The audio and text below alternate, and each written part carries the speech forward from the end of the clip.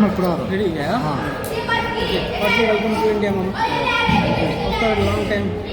I am with Subhadra मामा I am so lucky to meet you मामा thank you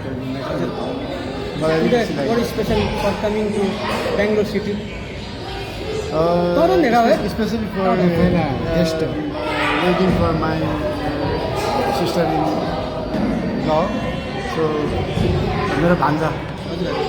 भान्जाको बिहेमा अब हाम्रो इन्डियाको चाहिँ अब जस्तो भनौँ न दाजुभाइ सबै आफ्नो इष्टमित्रहरूसँग भेटेर पनि भयो त्यसको लागि यहाँ हजुरलाई भेट्छ हजुरले आशीर्वाद दियो म चाहिँ फली जाउँ हजुरलाई आशीर्वाद दियो थ्याङ्क यू गड हजुर अनि जस खुसी लाग्यो यहाँ हजुरलाई खुसी तपाईँहरूसँग भेट्दाखेरि I miss you so much अब यो